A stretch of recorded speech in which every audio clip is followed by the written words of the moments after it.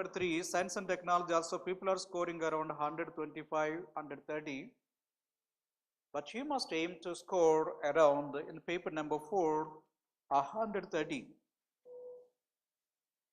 It is not a big deal because the third ranker in 2013, Mr. Ruchita Raj, he scored 142. Ira Singhal scored 135. Our own student Neha Kumari scored 132. So you can easily score 130. To score 130, you must have a strategy. The strategy is to score at least 70, 75 marks from the case studies. And you must aim to get at least 60, 65 marks from the theoretical aspect. What I advocate is aim to score around 55% of the marks. Minimum 55 marks in the ethics, not difficult. You can score, there is possibility and there is scope for doing that. So the major chunk of marks you get from case studies. That's why when you go to the exam, section B, case studies, start with the section B only. Don't start with the section A. Because if you start with section A, you will be drawn and the time may slip away from your hands. Time may slip away from your hands. That's why you must go with the case studies. And the UPSC is giving different types of case studies. For example, if you can take the year 2017, the latest year, you see how the questions were asked. In the case of case study number 9, that's called the question number 9, the case study talks about 4 choices are given to you and they're asking the merits and demerits of the 4 choices already given here. So what type of case is this? The type I'm asking here. So they are giving, they have given 5 choices. Examine the above statements with their merits and demerits. It is type 1. Type 1. So you are going to see the merits and demerits, that's it. It's not asking about which one is better, whether you go behind this, not restricting to the answers given here, you can give an answer. They are not asking like that. If that is being asked, that is type 2. Come to question number 10. You are aspiring to become an IAS officer. The question you see here, what would you have done in such a situation? Justify your action. This is which type? Type 5. Because no choices they are asking, they are not giving. So you have to give the answer type 5. Come to 11. What recommendations would you provide to the management? Discuss the merits and demerits of each of the recommendations. So what type of question is this? Type 4. Because they have not given any recommendations, they are asking us to come out with the recommendations and merits and demerits of those things. Question number 9 is type 1, 10 is type 5, and 11 is type 4. That means different types of case studies they are giving. To write any case study, you must be aware of what? The nature of the case study and the type of the case study. Nature to understand how you have to tackle it, and a type to know whether you can go by the 8-step process or you have to change anything. Okay. So I have taken 5 case studies from the 33 case studies given by the UPSC, and I have also given how to write the case study. Because some of you are asked that format of writing the case studies, so I would like to give it to all. So let us take one by one how you want to write and how I have given the answer to the case study. So first let us go for the type of case study where 4 options are given to you and you are going to give the merits and demerits. So this is the first one. 4 to 5 choices are given, asking you to comment on each choice and select one basing on its merits and or prioritize them. So they may ask about the merits of each one or prioritize. This question number 9 here in 2017, he asked only the merits and demerits. But this question is about, which I'm going to take, is prioritizing the same. This is question number 12 in 2015. So the case study is like this. So this case study also I given. And what is being asked here? As a civil service officer of the state, what would be the order in which you would rescue these people and why? Give justification. So prioritization should be given among the 7 or 6 to 7 choices given to you. In such a case, you must substantiate. So first step is the case study relates to. So the case study relates to value prioritization and foundational values in administration. Both are given here. Then what are the ethical issues involved in the case study? The ethical elements involved in the case study are equality, right to life, and the compassion towards the people. Then, keeping the above in mind, I will follow principle of prioritization in taking steps to rescue the citizens based on the norms and as well as the contribution the citizens can make to the society as follows. Now I am giving the criteria here itself why I am giving importance to certain sections of the people. I'm now taking basing on what? Norms, basing on the norms prescribed by the society and as well as the contribution the citizens can make. So contribution, I am very much interested. So if there is a young man and an old man, definitely I give preference to the young man because this person can contribute. Old man already saw the world. He enjoyed the benefits of the society, but the young man has to do.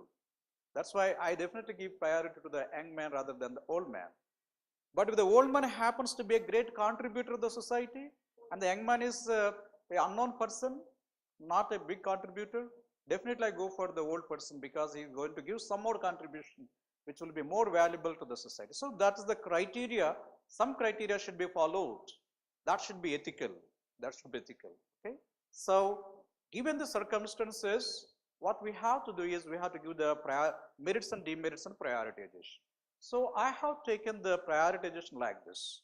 So among the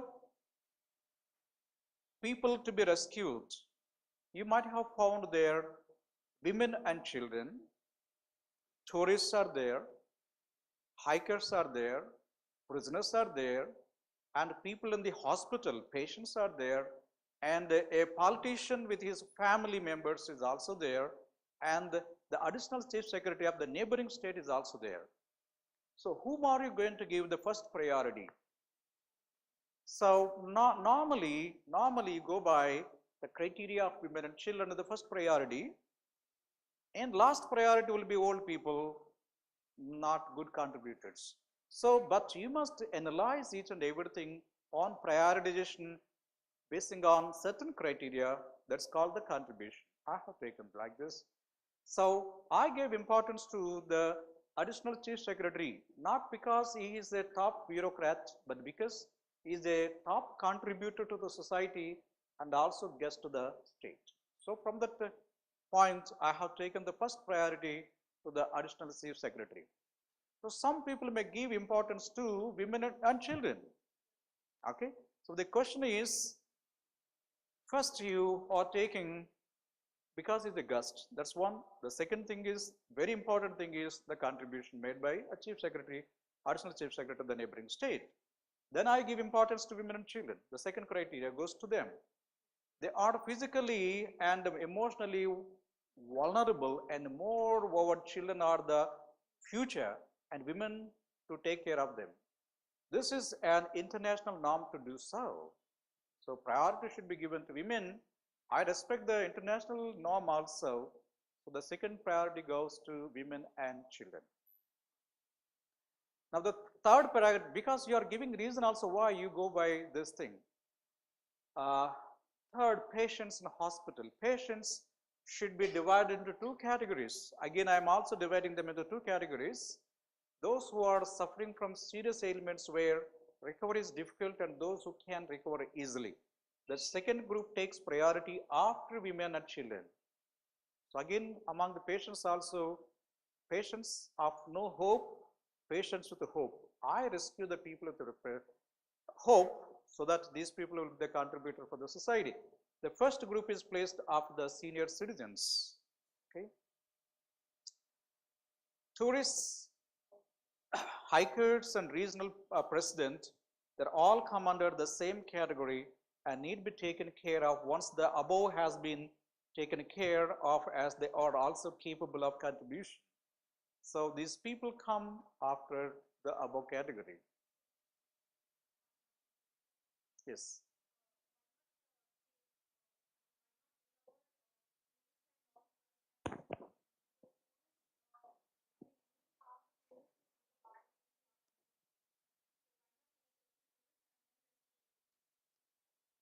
Patients are vulnerable. Tourists can take care of themselves. So patient is person, the person is not capable. So you have to give assistance to them. So when the two persons are there, strong man and weak man, whom are you going to support first? Weak person only. That's why among the patients also you have to categorize who are easily recovered. So those people you are giving assistance. Okay, that's the criteria. Prisoners in jail, the prisoners are capable of contribution though their mobility is impaired. So prisoners are means they are confined to the jail. My fifth priority comes to the prisoners in the jail because they or maybe unethical. That's the reason they were imprisoned. Then senior citizens. Senior citizens means those who crossed almost 60 years and above age because they already saw the world. When limited resources, so what is the ethical lesson we are learning out of this case study is this. When limited resources are available, an administrator should take decisions based on the contribution likely to be made to the society, though compassion is needed while conducting the rescue operations. So you have to keep the compassion in the view and the contribution also. Then basing on that thing, you are going to have the prioritization. So I don't find fault with anybody who changes the order. Who changes the order? Because some people may give importance to women and children. So as you said, maybe tourists. It is up to you because you have to give the reason as to why you rescue the people first. What we are expecting is, how are you going to give your personality through the case study? It is not the priority what is important, but your personality while giving the priority matters most here to get the marks. When you can say that this is my criteria, then we know the type of person who he is or who she is. Okay, that's why every case study it speaks about you only, not the facts there. Every question in the ethics talks about you, not the information there. That's the reason I have been giving a lot of emphasis on developing yourself, because you are the ethics paper. For writing ethics paper, books are not the criteria. You are the criteria. Even for writing essay also, most of the times you are the criteria, not the books are the criteria. You are revealing yourself to the paper, to the examiner, I am this. Then I will check whether you are suitable for my civil service or not. Basing on that thing, I give the marks. That's it. Got it? Now let's go to the second case. In the second, we are going to take UPSC gives 5 choices. They ask us to go for merit and demerit of each one. They will also ask us not to restrict to the 4 choices or 5 choices given, but you can go beyond that also. And you must give the reason, justification, and ethical lesson what you are going to learn. All 8 steps will be applicable here also. Okay. So we can go for the case study. 4 to 5 choices are given, asking you to comment on each choice. Also ask you to furnish an alternative choice without restricting to the choices already given. Question number 10 in 2013. So that is the question we are taking here. And this is a very big case study. So this is a big case study where the overbridge, you got a boss, you got subordinates, you got the contractors. The bridge is about to be opened in a short time, but it was not properly aligned. You noticed after a long time. Then you told your boss that there is a fault in the bridge, but the boss says keep quiet because the time is approaching. Then under such circumstances, what you are going to do? You got 5 choices. He said, what will you do in such a situation? Some of the choices are given, so merits and demerits, and ultimately which recommendation you are going to take or which steps you are going to take. The first one is follow the advice of the chief engineer and go ahead.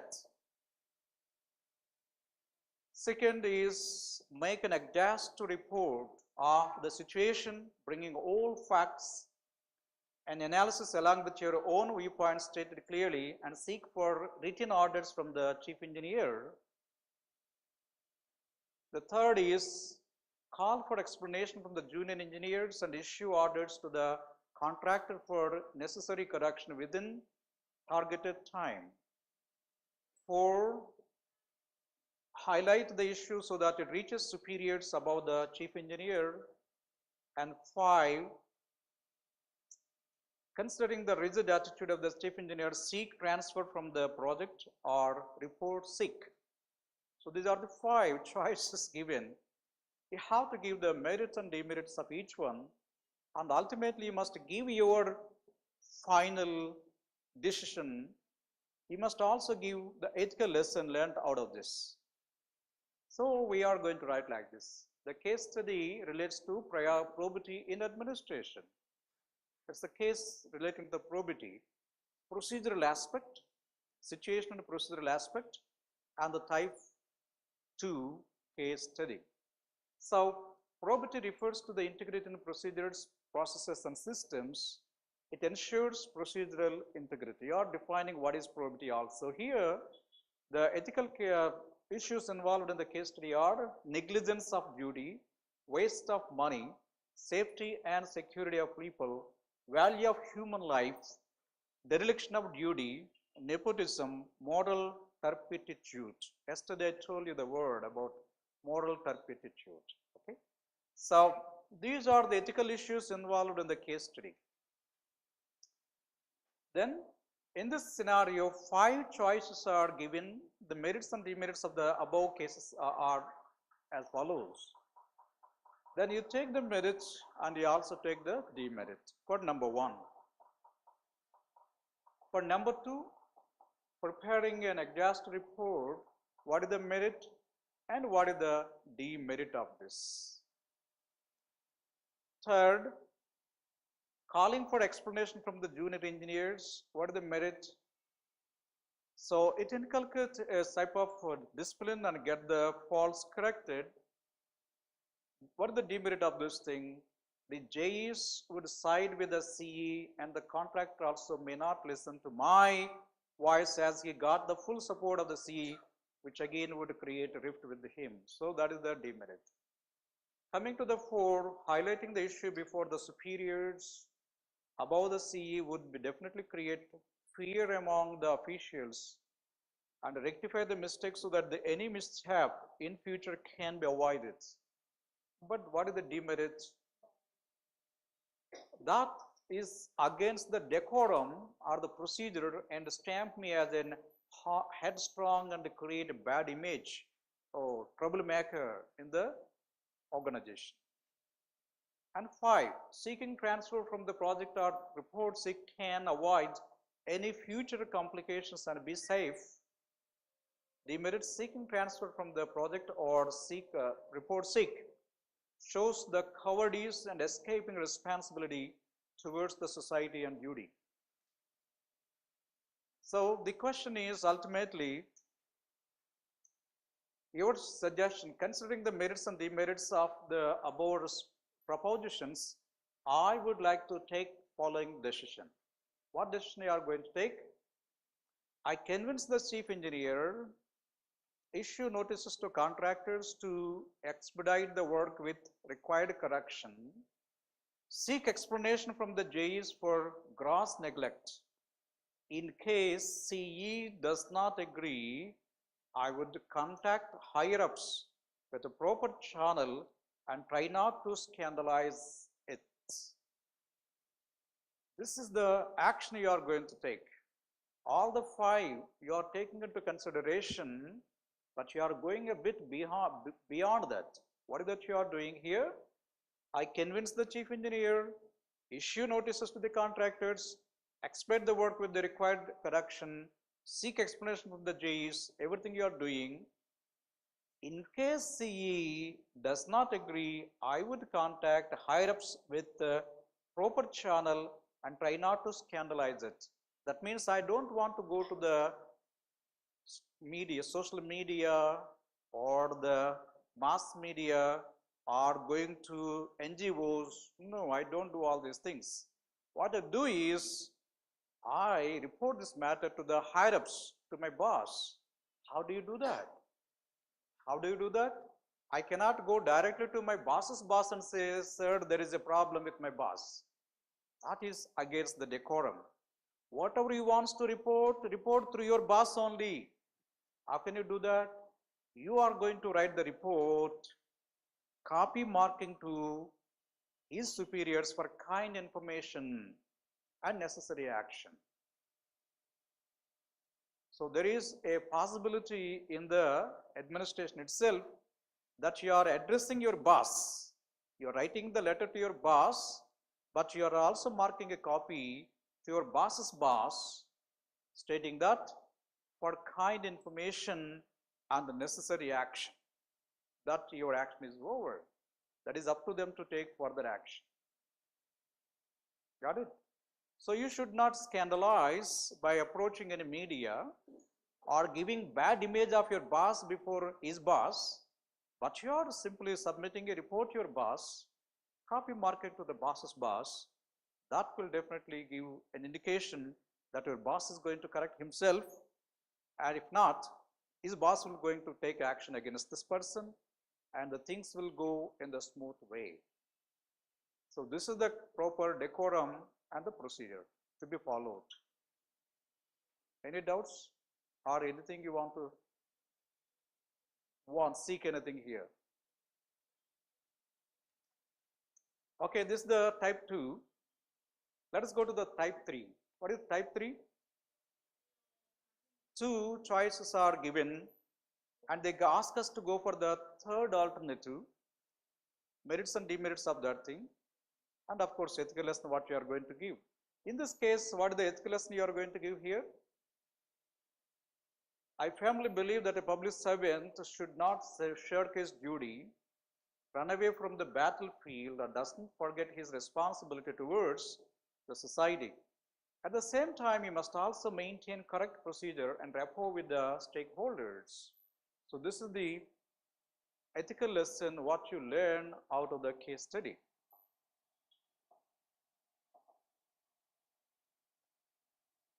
Now, 2 options are provided asking to comment upon, provide the third alternative without restricting to the choices and pointing out its merits. This is the third type of case study.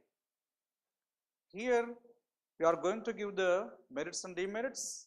You arrive at a third alternative and you are also going to give why the third alternative is better than alternative 1 and 2. So question number 12 in 2014.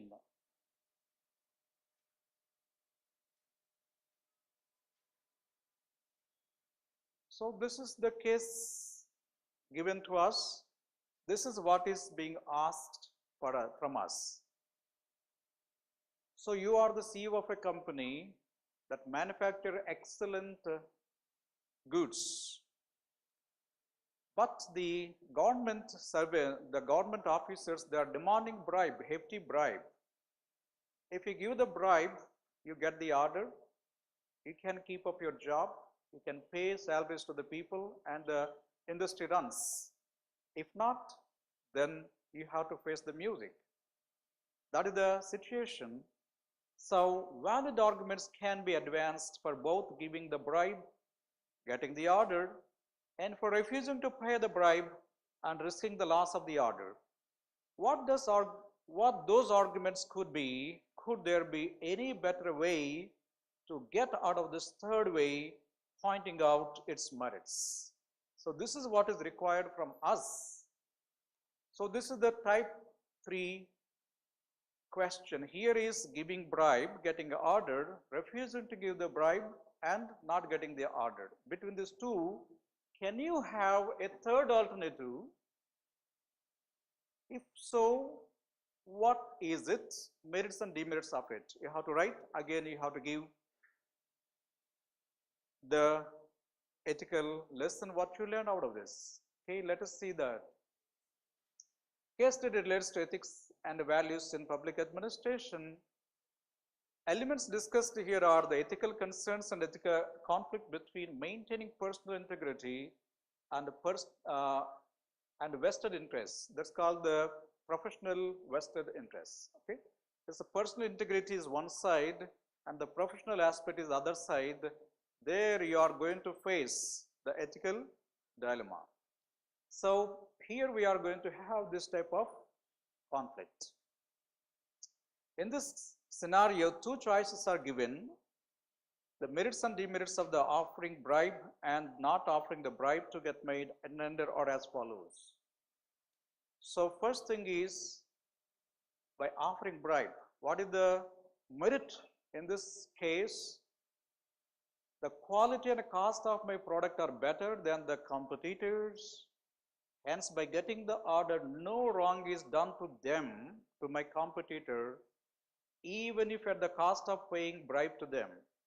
So I'm giving something, but I'm not doing injustice to my competitors. So this is the merit. But what is the demerit of this thing? When quality and cost of the product are better than the competitors, I would surely get the order to myself. For such activity, payment of bribe is a loss to the company.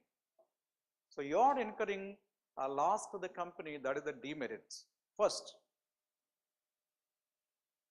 Second is, for a private agent, payment of commission is acceptable, and hence paying bribe to the government official is okay. Anyway, I'm going to pay to the agents. I'm paying to this agent. That's it.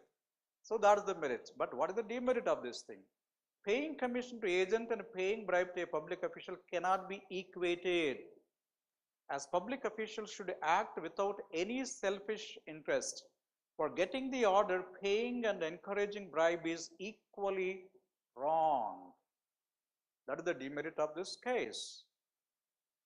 Third, for offering the bribe. So you are going to get point 1, 2, 3, 4 the same. Closing a company incurs heavy loss and loss to the workers. Hence, it is in the interest of the company I'm paying. So that is the merit. Demerit, it is better to lose one order than compromising the values of the company and losing the reputation of the company itself. So that is the demerit of the paying the bribe. Number 4, again, payment of the bribe ensures the career of self and the company. Demerits, ensuring career on such bad practices will not give self-satisfaction and in the long run badly hurt the self-respect of the stakeholders. See, temporarily you may get it, but permanently you are going to be plagued by the feeling that I did a mistake, I did a blunder like that. So that is the demerit of this argument. Considering the merits and demerits of the above propositions, I would like to take a third alternative, an alternative available to me. What is the alternative available to me? First, I refuse to pay bribe and ask the head of the department of the government to call for a e-tender as it is accepted in the government machinery, which would avoid any shady transactions. So I suppose if the officer refuses, I will go to the head of the department and say, sir, your man is demanding bribe, so let us go for e-tender. E-tender. E-tender means what? Nobody knows what is being quoted. I'm sure that under the e-tender, I would get the order as my quality and cost of the product is better than the competitors. I'm confident of getting it. Step number one. Step number two, as a value conscious person, I don't succumb to give bribe to get the order. As I am a specialized electronic equipment specialist, I know how to record the shady transaction and expose the same for the peril of the official blatantly demanding bribe. So I'm a specialist in electronics. I know how to record the transactions. Like that lady who almost took the entire episode of that singer and booked this forever. So the evidence is very, very important. Okay. So I can record the entire transaction which transpired between me and the official, and when I got the evidence, I can politely tell that person, see, Mr. X, the transaction what transpired between you and me is already recorded. Now I'm giving chance to you. Be fair, give the order as per the merit. Normally 90% that person definitely obliges to the norms and the standards. If he violates, then different matter. Third, in case I lose the offer to my competitors, I would make use of RTI Act and obtain the specifications of quality and the cost of my competitor and ordered for a comparative study and expose the same and the concerned officials through the media. I got this RTI and the media in my hand. I'm not a government employee here. I'm a CEO of a company. So what I'm going to do is, I ask for the information under RTI, ask the head of the department to make a cost study, and I also expose to the media and the mass media. That is a big blow to the government itself. That's why nobody dares to go beyond the requirement. So I can bring it to the head of the department, that will be sorted out. 4, I take it as a great opportunity to prove my character by standing for a principle and take risk to lose the order rather than succumbing for paying bribe to the official. Such things come once in a life. That means standing for a principle and losing an opportunity for standing for a principle comes once in a lifetime, and you become a hero or a zero on that particular moment, and you have to welcome it. You have to welcome it, such great moments in the life. When you become a civil servant, there will be very few occasions when you prove to be a big hero. And when people are praising you, that is the proud moment for any bureaucrat. I told you what happened in some of the incidents. One incident is that it happened in Puttur place in Chittoor district. So there I went for the inspections. So in our name, somebody made money. That was reported to the Chief Minister. Chief Minister ordered an inquiry what happened there. And my commissioner did the inquiry. And the inquiry officer, prior to go to the place, proudly told them that we got the boys which are not such type of person, they're above board. And he went with that conviction. He was proved right, because this was done not by my team, by some other persons, and it was proved beyond doubt. And that person came proudly to my commissioner and told, sir, I told you before I leave this place, I proved right. Then my commissioner also told the chief minister that I sent a team with a good integrity, and he felt very happy to report to the chief minister, sir, this was done by somebody else, not my team. So when my commissioner called me and told me that, you see, don't fear, such things are bound to come. Go ahead with your honest work. Such is the proud moment in anybody's career. Okay. So here the CEO wants to prove a point that this is the moment when he wants to prove his character. So I take it as a great opportunity to prove my character by standing for a principle and take a risk to lose the order rather than succumbing for paying bribe to the official. Anyway is going to get, but fighting is very, very important. Fighting for a principle is very important. And this man wants to fight for a principle. Such people are being remembered as the great leaders of the society. Okay, this is called the ethical concern. This is called the ethical lesson. What you are learning out of the case study is this. I am aware of the consequences of my action, but to safeguard the reputation of the company and to maintain my self-satisfaction, I resort to the above action as it remains a model company in future. This is the ethical lesson, what I learned by the case study, right? I firmly believe that a citizen should not shirk his duty, run away from the battlefield, and doesn't forget his responsibility towards the society. This is what you are going to learn out of the case study, right? Fourth type of the case studies are asked to suggest certain choices and select one among them with reasons. That means you are going to identify the choices. Choices are not given by the UPSC. They are asking to identify the choices, and you have to give the merit and demerits of each one, and finally give your decision and the ethical lesson what you learn here. 2013.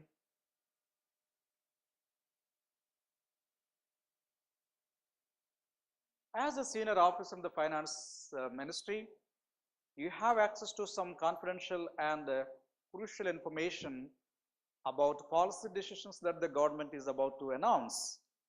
Now here, his boss directs the subordinate or associate to divulge the information to a contractor who is doing good work for the government, who asks you to disclose the information to the said builder. Now, what is the requirement here?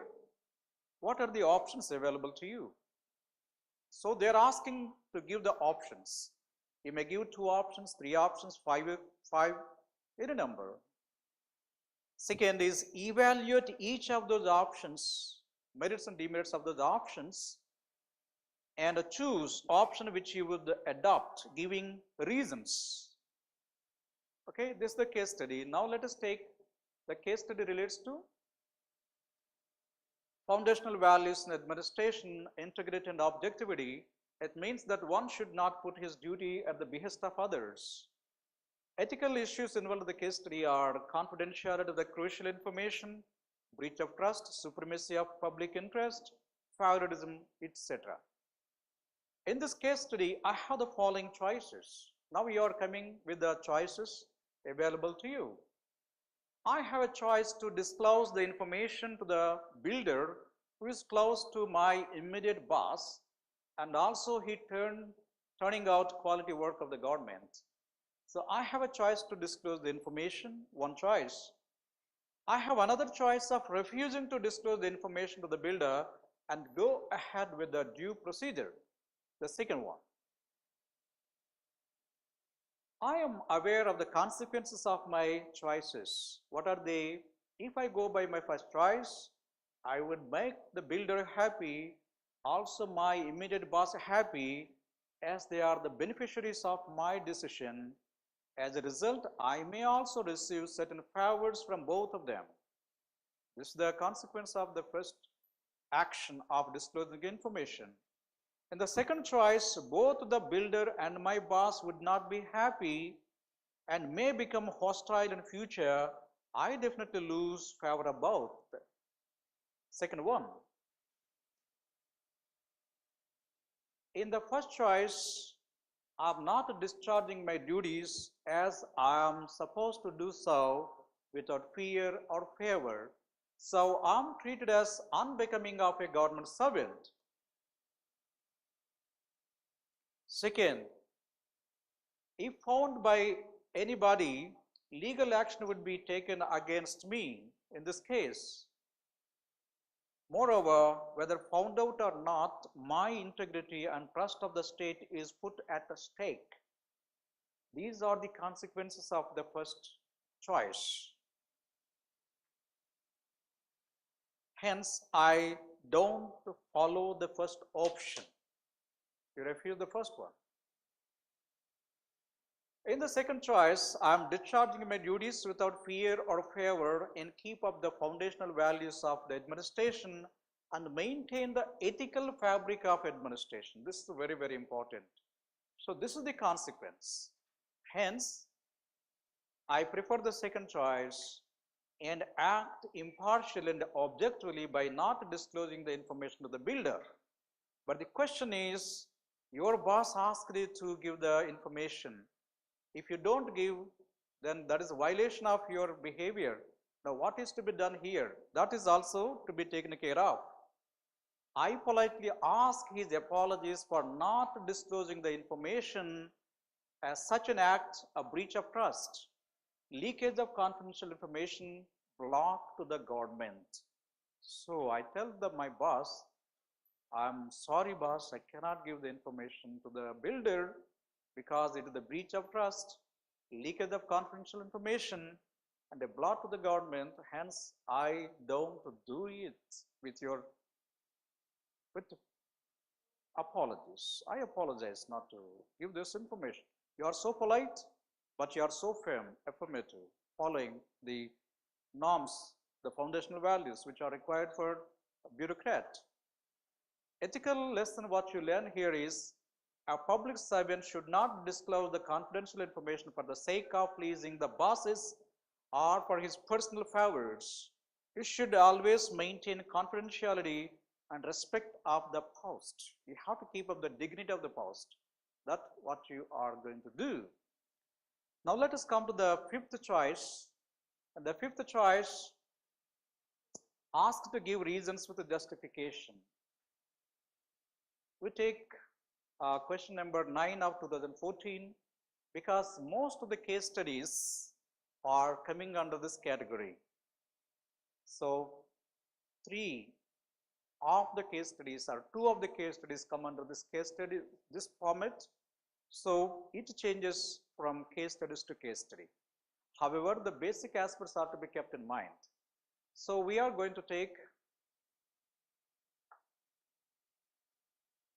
this is the case study discussing some feasible strategies which could be adopted to eliminate the conflict and which could lead to sustainable development.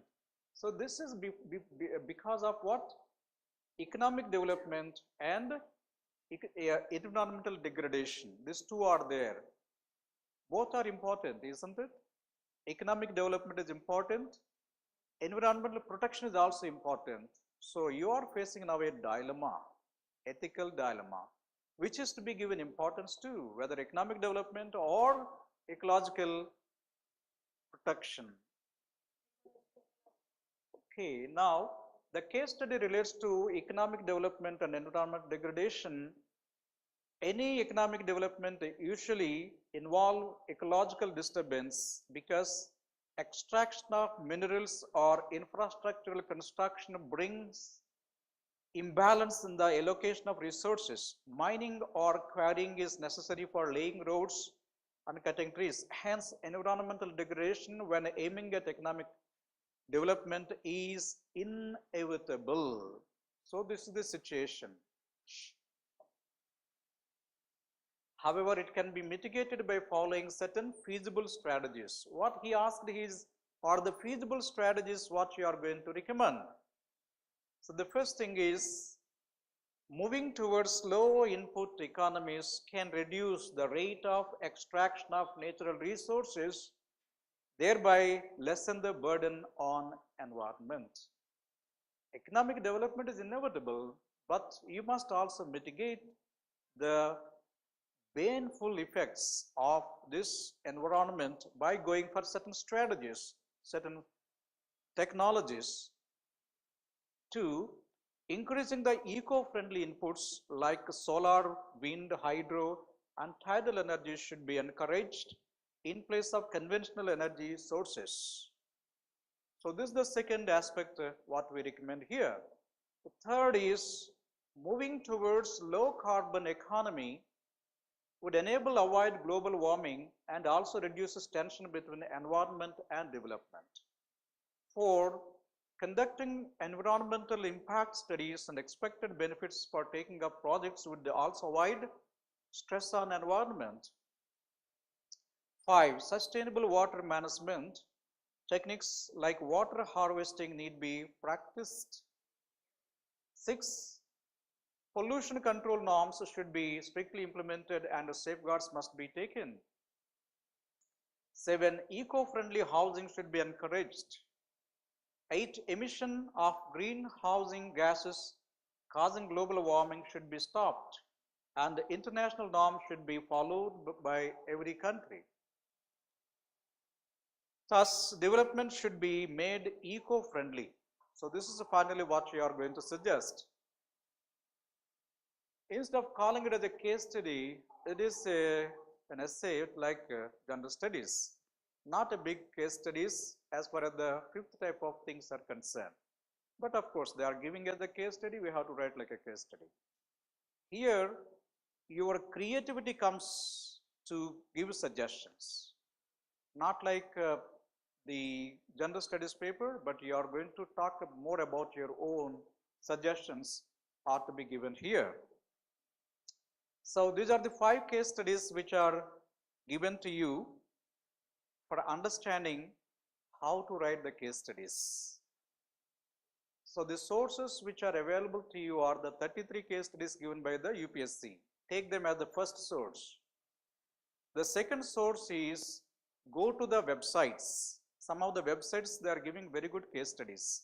For example, Insights on India, they have given 30 case studies and 47 case studies respectively after the stop dates. So they gave in the year 2013, 14, 15, after that they stopped. So you go through that case studies, they are very interesting. They are available on the Insights on India website. Those case studies are very useful to learn about certain theoretical questions and the case studies. Okay, this is the second source. Then the third source is, if you go through the videos on the YouTube on the subject called ethics, there are number of people who are giving the lectures being recorded in different institutes. They also are giving number of case studies. That also will be useful for you to get mastery over the case studies. And the fourth source is the books which are being published in throughout India. You find these books, and there are some people who are also publishing the case studies separately. So these are the sources available to you.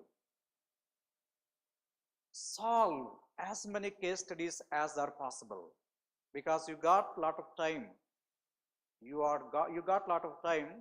Solve them. At least make it a point that every week sit with maybe with 5 case studies and solve them. If you make it a practice to solve 5 cases every week, that means in a month you are going to solve around 20-25 case studies. and over a period of almost 10 months, you can solve how many? 250. It's a big chunk. Okay, this is the way how you can also get mastery over solving the case study. In the initial stage, it appears to be somewhat taxing to solve the case studies, but over a period of time, you find it is very, very interesting. When a case study is given, immediately you are going to give the solution, basing on the background of your ethical information. And what I advocate is develop the language. That's very, very important. The terminology which you use in the 250 words to get 20 marks depends on the brevity and the elegance of the language. You must be very brief and you must be very elegant to write such case studies. What are the sources to bring this type of change is master the syllabus. Master the syllabus of ethics so that the words will become a part of your vocabulary. 1. Number 2, you know pretty well the concepts are given to you. They are called explicit concepts, which are given in the syllabus. There are implicit concepts are also there. Implicit means which are indirect, they were not given, because integrity is given but trust is not given. Okay, then derivative concepts are also there. Derivative, you can derivate like ethics is given, morality is not given. So like that, if you can go for the implicit concepts and the derivative concepts, the number may go around 150 to 200 concepts. Those concepts should also become the vocabulary in your mind.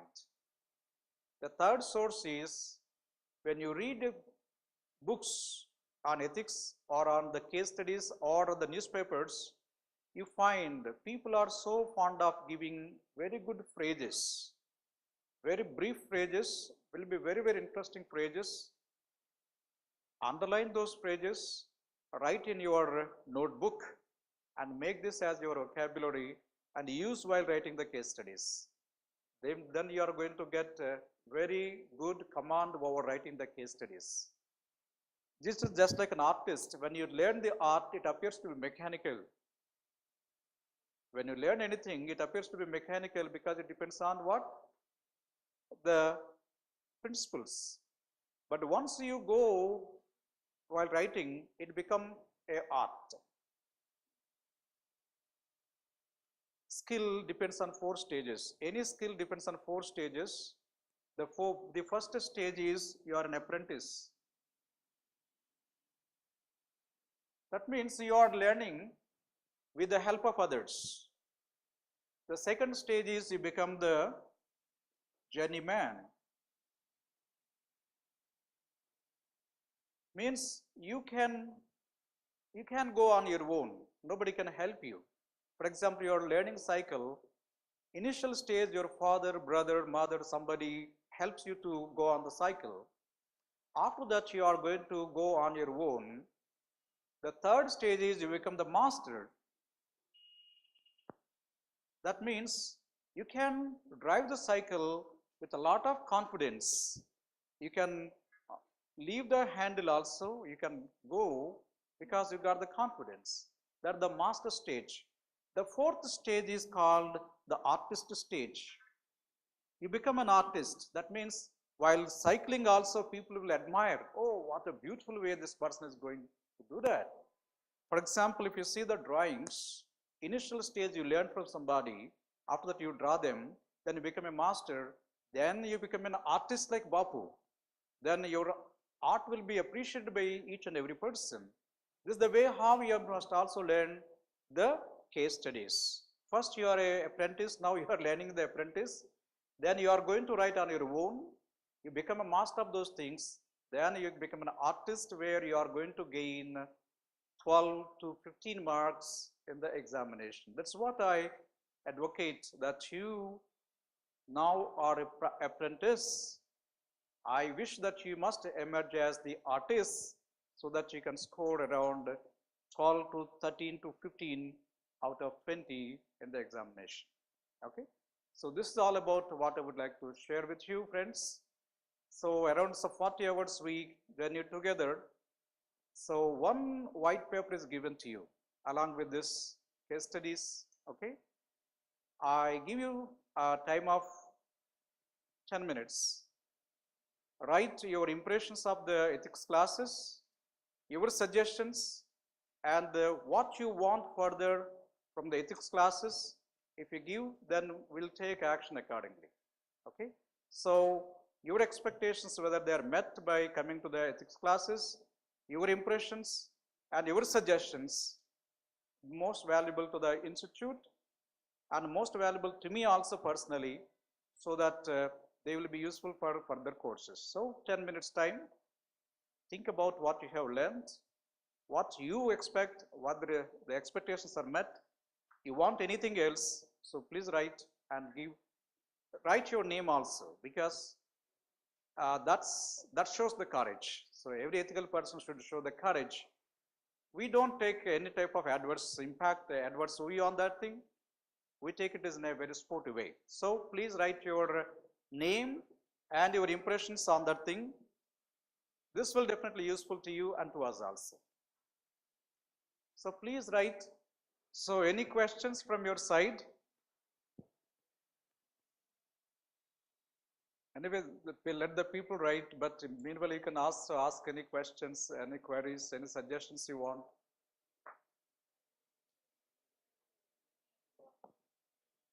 Yeah, you are the book for the ethics. But of course, as you ask the books, one book which I can recommend for ethics paper is the book by Subbarao and Chowdhury. Of course, it's a huge book. That's a better book. That's one. LexisNexis, they also are publishing one book. LexisNexis. The book name is Publishers. Publishers on the title called Ethics, Integrity and Aptitude. So that's the title. Everybody writes on the title only, but the publishers are different, others are different. So one book is by Subbarao and Chowdhury, other is by Nexis. This book is good. There are quite number of books are coming into the market, but apart from the market books, you can read separate books on good governance. Good governance, you can read the book. You can also read the book of You Can Win by Shiv Khera. That will be useful for the attitude development. You can read a book known as The Professional by Subrata Bagchi. The Professional. You can read the book The Principle-Centered Leadership. The book called Principle-Centered Leadership is another book. The 7 Habits of the Highly Effective People is another book. One more book is What Matters Most. What Matters Most by Hiram Smith is another book. These are not the books from ethics point of view, but these are the books which will definitely help you to strengthen your ethical muscle, and of course indirectly help you for the examination also. So What Matters Most is one book by Hiram Smith. Another book is 10 Laws of Life and Time Management by Hiram Smith. 10 Laws of Life and Time Management is another book. So these are a few books which I can tell, but of course you can read on the articles on ethics. So they will be definitely helpful to you. Okay, all of you have finished. So if you have you can give the papers. Now any other questions, please?